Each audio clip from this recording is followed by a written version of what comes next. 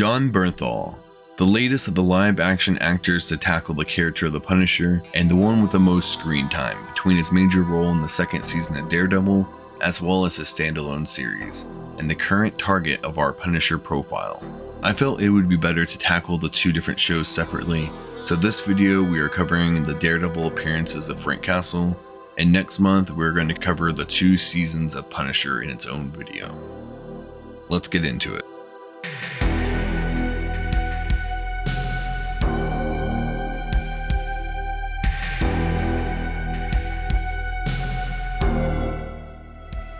This season of Daredevil has dual stories splitting our protagonists between separate missions revolving around either Punisher or Elektra. We will be staying pun-centric for this series, but there was a lot more to the show than just the Punisher, even if in some episodes we see Frank at least as much as Matt, as they were trying to lay out Frank Castle's origin story with most of the spirit of the comics, but of course updated to modern times, and some tweaks to make it fit the overall narrative of the show. Originally being a Netflix exclusive in 2016, this is part of the Marvel live-action show universe, which is now all on Disney+. We have now seen this actor portray Matt Murdock in the MCU a couple times, so it seems that there's a chance that Jon Bernthal might still be our Punisher in 2024, even if we haven't seen him in over 5 years. With this being a lot of fans' favorite actor for the role, I don't doubt that we'll see him rephrase it. We don't have to wait long before seeing Frank Castle in broad daylight of a busy hospital boldly displaying his anti-hero style of conflict resolution. Episode 1 has Castle hunting down the latest client of Nelson and Murdock, which of course is Daredevil's day job and law firm. The episode is even named Bang, which is the last words of the episode as Frank shoots Daredevil in the helmet right between the eyes. Throughout this season, we see Daredevil clashing with Punisher not only in physical brawls, but also as avatars to their very ideology. Within one of these fights, Frank even goes killing joke on Matt, trying to show him that they are just one bad day apart from one another, which mostly serves to just strengthen Murdock's resolve. Doesn't matter what I think, or what I am.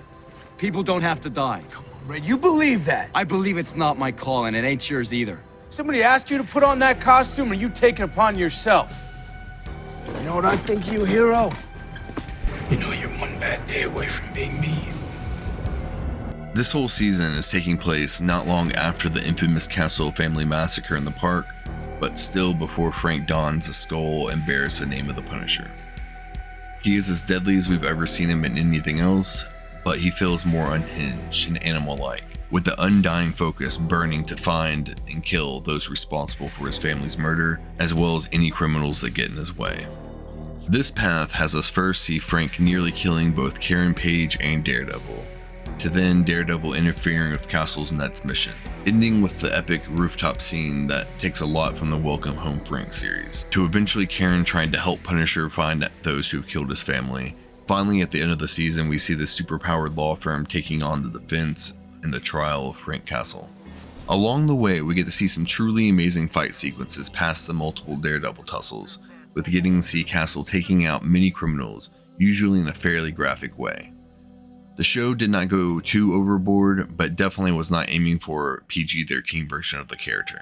The most iconic of these battle scenes would be when Frank finds himself in prison after his trial, and ends up getting used by the Kingpin, who also finds himself locked up post-season 1 of Daredevil. Once Frank has served his purpose, he gets locked in a jail cell block as all the cell doors are remotely opened, letting out some large inmates who all jump Castle together. We get to see some truly amazing choreography that is impactfully performed as well as shot, with the accumulation of inmate blood on Punisher's white shirt roughly forming the shape of the signature skull by the end of the fight. In the end, we get to see Frank escape prison, find out that the drug boss that is responsible for his family's death was his own commanding officer that testified for him in court. We then get a perfect setup to see Punisher really let loose, with no one around to stop him, many instruments of pain at hand, and a mostly incapacitated foe that is taunting Castle to torture him. But instead, he quotes back something that CO had taught him back in service: one shot, one kill. And then he fulfills the calm and cold declaration.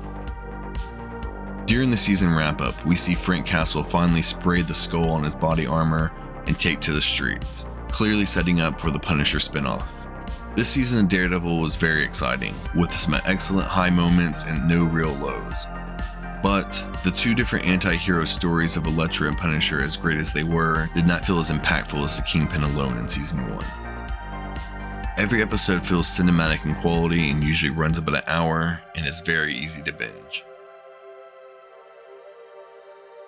I'll reserve my thoughts on how Jon Bernthal did as the character until Net's Punisher profile, where I cover the 2 seasons of the Punisher show.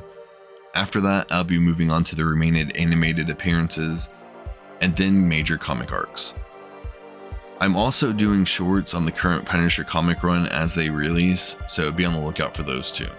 Thank you so much for everyone who's made it this far in the video. If you could, please leave me a like, comment, and subscribe if you're not. It really helps the channel.